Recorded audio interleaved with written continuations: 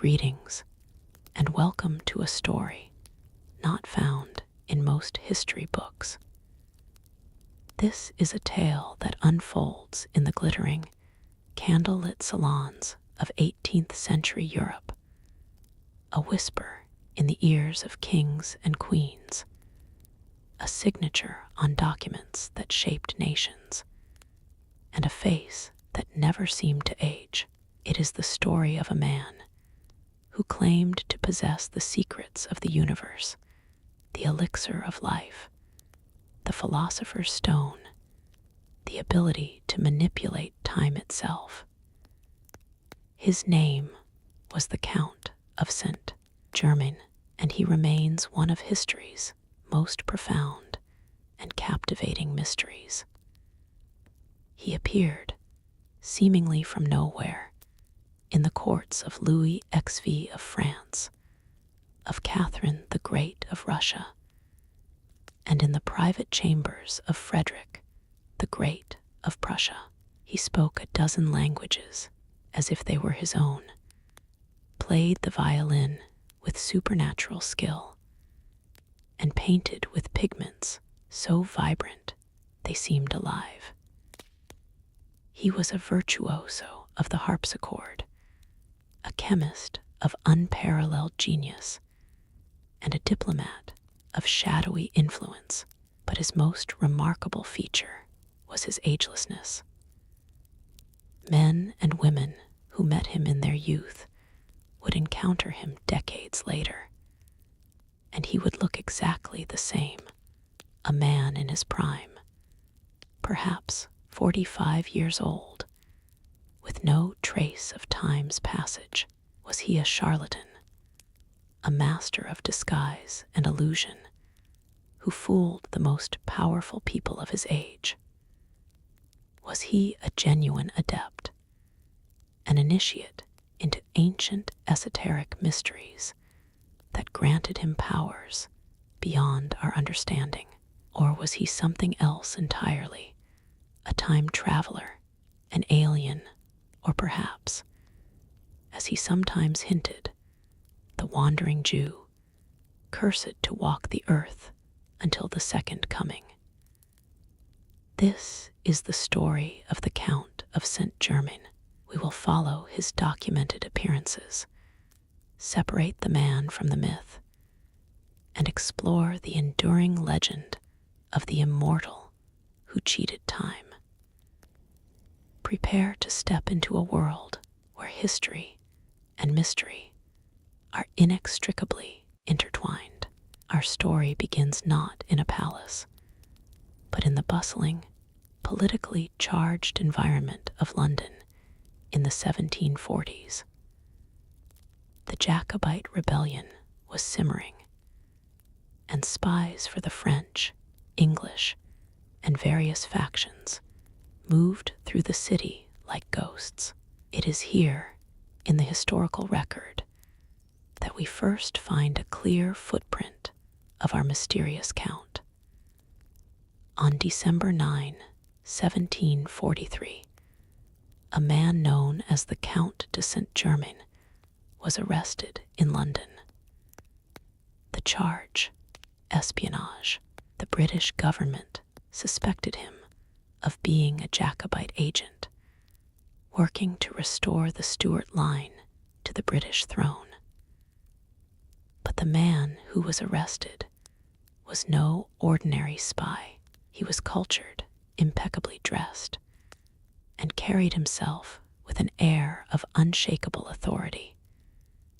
He was released a day later for one simple, astonishing reason.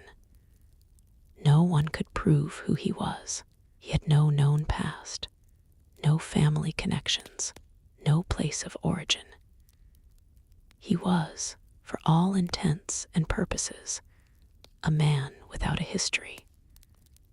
During his brief time in London, he made an impression on Horace Walpole, the famed writer and politician. Walpole, a sharp-tongued observer of society, wrote of him, "He is called the Count de St. Germain. He sings, plays the violin wonderfully, composes, is mad, and not very sensible. This first impression is telling, even to a skeptic like Walpole. The Count's talents were undeniable, but his origins and sanity were already in question. Who was he before 1743? This is the first great mystery. The Count himself would later spin a web of fantastical tales about his origins. He claimed to be a son of the Prince of Transylvania, Francis II Rákóczi. He spoke of studying in the secretive laboratories of alchemists in Italy and of possessing knowledge from the lost libraries of Alexandria. But these were stories, impossible to verify. The truth was that the Count of St. Germain seemed to have willed himself into existence, fully formed in the heart of European power. If London was his debut, Paris was his grand stage. By 1758, the Count of St. Germain had established himself as a fixture in the most exclusive salons of the French capital. His primary patron was the powerful Madame de Pompadour, the official chief mistress of King Louis XVI. It was through her that he gained access to the king himself. Louis XVI, known as Louis the Beloved, was a monarch fascinated by science, secret diplomacy, and the occult. In St. Germain, he found a man who embodied all these interests. The Count became a regular at the king's private suppers at the Château de Chambord.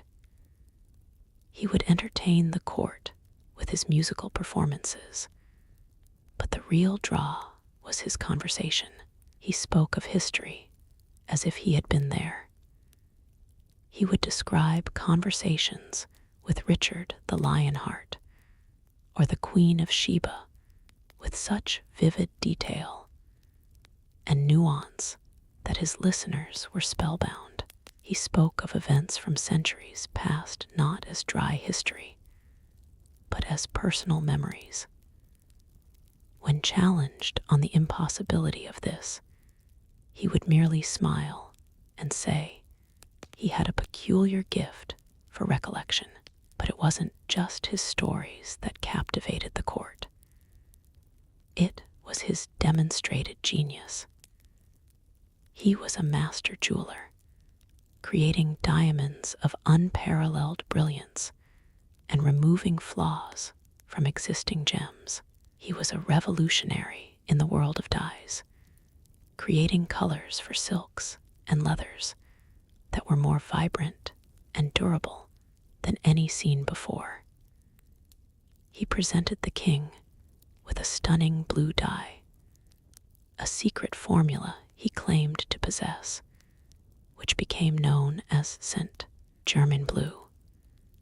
Perhaps his most famous party trick involved food. The Count was a known ascetic, eating very little and drinking only a mysterious herbal tea. At one dinner, a nobleman mocked his frugal habits. St. Germain, without a word, took a single diamond from his pocket, placed it in a small crucible, and subjected it to a flame from a peculiar lamp he carried. Within minutes, the diamond had softened, and he proceeded to cleanse it of its imperfections. He then offered the larger, more brilliant gem to the astonished nobleman, saying, "I merely seek to purify that which is already precious, in gems as in men." His most significant political involvement came during the delicate negotiations of the Treaty of Paris in 1760, which would eventually end the 7 Years' War. Saint Germain acted as a secret envoy for Louis XV, undertaking a mission to The Hague. He operated with a budget and authority that bypassed the official French foreign ministry, a fact that enraged the Minister of State, the Duc de Choiseul. Choiseul, seeing Saint Germain as a dangerous interloper, accused him of espionage and had him arrested. Yet, once again, the Count evaded consequence. He was released, not through force, but through the sheer force of his personality and the protection of the king. However, his position had become untenable. In 1760, he vanished from Paris as mysteriously as he had arrived. To understand the legend of Saint Germain, one must understand the world in which he operated.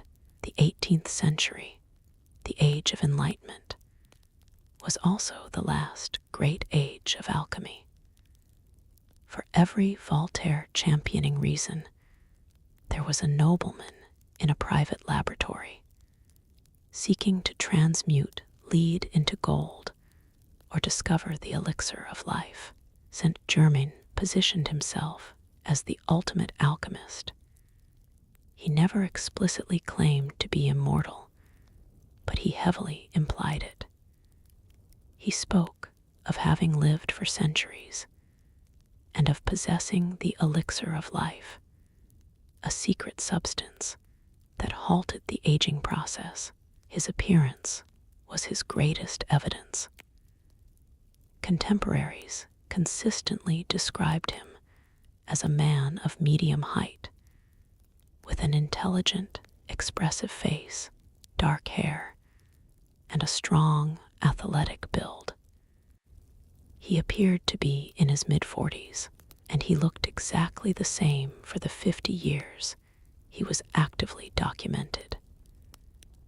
The famous Italian adventurer and Casanova, another master of self-invention, wrote about meeting Saint Germain. Casanova, ever the skeptic, was both fascinated and repelled. He attended a dinner where Saint Germain ate nothing, speaking only of his alchemical powers.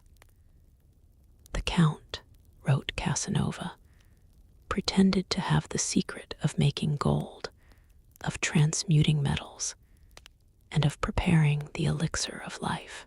He gave a dropsical woman of rank a simple remedy which cured her. He professed to be able to melt down a dozen small diamonds to make one large one. Madame d'Urf believed him to be more than 1,500 years old. This is a crucial point. Saint Germain's power was not just in what he could do, but in what people believed he could do. He was a psychological master. He understood that the desire for wealth, health, and eternal life was so powerful that it could cloud the judgment of even the most sophisticated minds. He would distribute his elixir to wealthy patrons, a liquid that was often described as smelling of flowers and having a revitalizing effect. Whether this was a placebo, a powerful herbal tonic, or something more, we cannot say, but its recipients swore by its efficacy. His knowledge of chemistry was, without a doubt, far ahead of his time. His work with dyes and metals was not magic. It was applied science that others did not yet understand. He was a brilliant chemist, operating in an age that still called chemistry alchemy. This blurring of the lines between science and the occult was the source of his power. He was a man of the future, living in the past. after his disappearance from Paris, the trail of the Count of Saint-Germain leads east to the frozen, volatile court of Russia. In 1762, Russia was in turmoil. The unpopular Tsar Peter III was on the throne, and his German wife, Catherine, was plotting his overthrow. According to several accounts, including those from high-ranking Russian officials, a man identified as the Count of Saint-Germain was present in St. Petersburg during this critical period. He was seen in the company of Alexei Orlov, the brother of Catherine's lover, and one of the chief architects of the coup. The legend goes that Saint-Germain was not merely a bystander, but an active participant in the conspiracy that placed Catherine the Great on the Russian throne.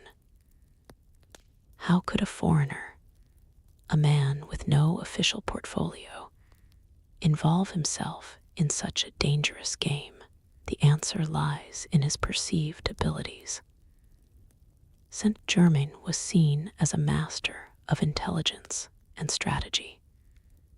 His knowledge of European courts, his understanding of human nature, and his network of contacts, both real and imagined, made him a valuable, if shadowy, advisor.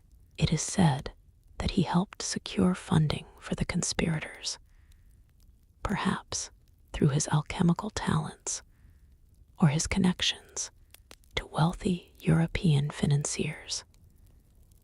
He may have acted as a messenger, moving between factions with an immunity granted by his mysterious reputation. When Catherine successfully seized power in June 1762, and Peter III was mysteriously killed days later, Saint-Germain once again vanished from the scene. Catherine herself never publicly acknowledged his role, which is unsurprising given the illicit nature of the coup.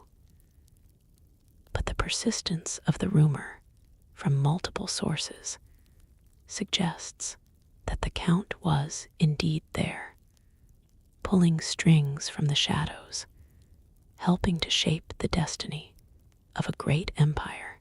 For a man who claimed to have advised the pharaohs, influencing a Russian palace, coup must have seemed like a simple matter.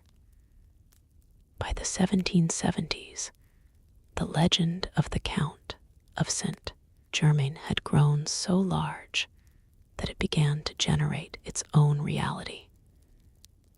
In 1774, a German newspaper reported that the Count of Saint-Germain had died in the Duchy of Schleswig. The report was detailed, naming the place and the circumstances. For most men, this would be the end of the story. But the Count of Saint-Germain was not most men. Just a few years after his reported death, he was seen again, alive and well. This death and resurrection only served to fuel the myth of his immortality. It was during this period that he became deeply involved with the world of European mysticism. He appeared in Germany and became associated with the Rosicrucians and the fledgling movement of Freemasonry. He met with Prince Charles of Hesse-Kassel, a fellow mystic and alchemist who became his last great patron. The prince was utterly captivated by the Count. He gave him a laboratory and an estate in which to work. It was here that Saint-Germain, now an old man by the standards of the time, but looking no different than he had in Paris 20 years prior, claimed to have finally perfected some of his greatest secrets. He told the prince that his true mission was not merely personal immortality, but the spiritual and political improvement of all humanity. He spoke of a universal republic of enlightened individuals who would guide Europe into a new era of peace and prosperity. This grand utopian vision resonated deeply with the mystical and Masonic ideals of the time. He worked tirelessly in his laboratory, writing treatises on alchemy and metaphysics. He spoke less of his past lives and more of the future of mankind. It was as if, having established his own myth, he was now seeking to build a legacy. It was in the prince's castle in 1784 that the Count of St. Germain was once again reported to have died. This time, the reports seemed more substantial. He was given a Christian burial, and the prince himself attested to his passing. But could it be that the master of illusion had staged his most convincing performance yet? The official death of the Count of St. Germain in 1784 should have been the final word. But his story was far from over. Just 5 years later, the French Revolution erupted, shaking Europe to its core. The world of Louis XVI and Madame de Pompadour was violently destroyed. And here, the legend of St. Germain took on a new, more ominous life. In the aftermath of the revolution, stories began to circulate that the Count had predicted it all. It was said that in the 1750s, he had warned Louis XVI and Madame de Pompadour of a coming deluge that would wash away the French monarchy. He had allegedly told the king, "Sire, the foundations are rotten. There will be a terrible revolution if you do not take care." The king, of course, had not listened. But the stories went further. Many claimed that St. Germain was not just a predictor, but an architect of the revolution. He was seen, it was said, in Paris during the Terror, moving through the mobs unscathed. He was identified as the mysterious mastermind behind the secret societies, like the Illuminati, that were blamed for orchestrating the upheaval. The most famous posthumous appearance came from the celebrated French actress, Mademoiselle Clairon. She claimed that in 1821, nearly 40 years after his supposed death, she was in Vienna and saw a man who was the absolute image of the Count of St. Germain. She called out to him, and he turned, smiled, and said, "Another time, madame," before disappearing into the crowd. Throughout the 19th and early 20th centuries, sightings continued. Theosophists, led by Madame Blavatsky, adopted him as one of their masters of the ancient wisdom, a spiritually enlightened being who guided humanity from behind the scenes. He was seen in the streets of New York in 1919, at the signing of the Treaty of Versailles, and even at the coronation of Queen Elizabeth II in 1953. Each sighting reinforced the idea that the Count of St. Germain had never truly died. He had merely stepped off the stage of history, waiting in the wings for his next cue to enter. So, who was the Count of St. Germain, really? After sifting through the mountains of testimony, rumor, and outright fabrication, can we find the man behind the enigma? Let's consider the most plausible theories. The masterful charlatan. This is the simplest explanation. Saint Germain was a brilliant con man of noble birth, perhaps the illegitimate son of the Portuguese queen. He used his intelligence, charm, and knowledge of chemistry and illusion to ingratiate himself with the elite. His agelessness was a combination of good genetics, a healthy lifestyle, and the power of suggestion.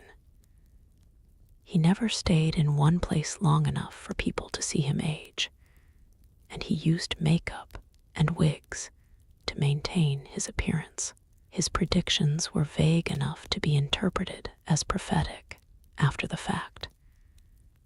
In this view, he was the 18th century's greatest performer, and all of Europe was his stage. The displaced aristocrat and spy.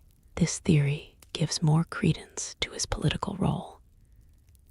He may have been a skilled diplomat and intelligence agent for a power like Austria or Prussia, using his mysterious persona as the perfect cover. His alchemy was a front for his real work, gathering secrets and influencing policy. His knowledge of gems and dyes could have been a way to launder money for his espionage activities. His movements coincide perfectly with periods of intense political intrigue. The genuine adept. This is the esoteric view. Saint Germain was exactly who he claimed to be, an initiate into ancient secret societies that possessed knowledge lost to mainstream science. His alchemy was real, his elixir was genuine, and his longevity was a product of this lost science. Proponents of this theory point to his demonstrable skills that were decades ahead of his time as proof that he had access to knowledge others did not. The temporal anomaly, the most fantastical theory, but one that persists in popular culture, is that Saint Germain was a time traveler or a being from another dimension.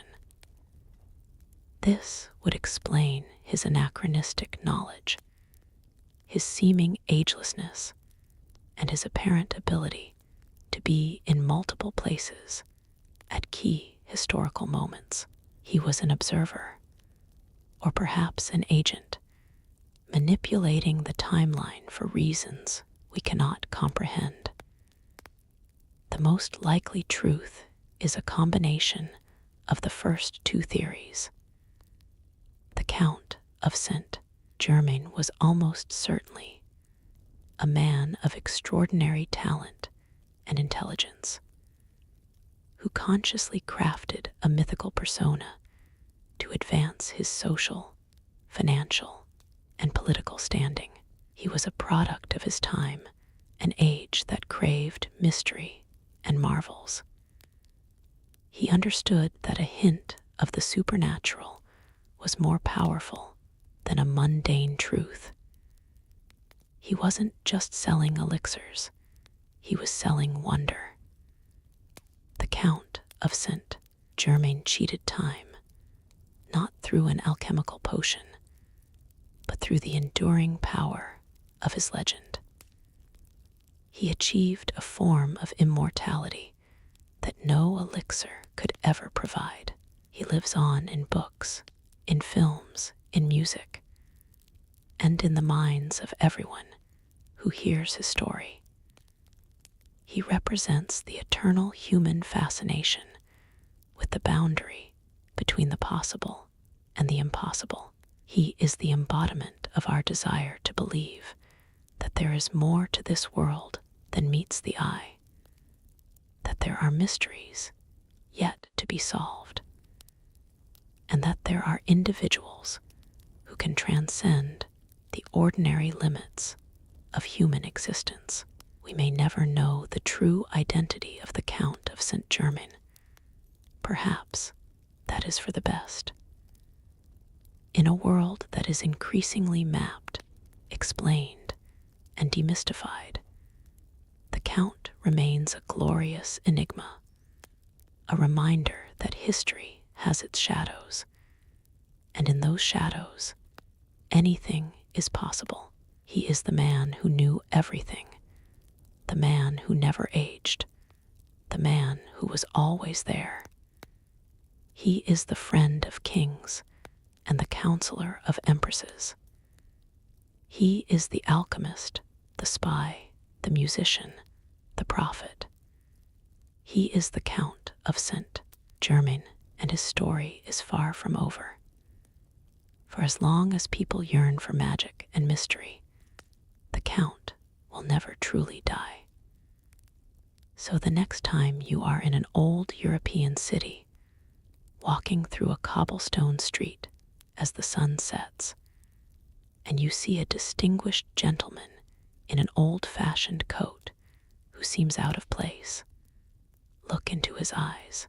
If you see a spark of timeless wisdom and a knowing smile, you may have just encountered the immortal Count. And if you do, be sure to ask him, what is the secret of life? You might just get an answer. Thank you for listening.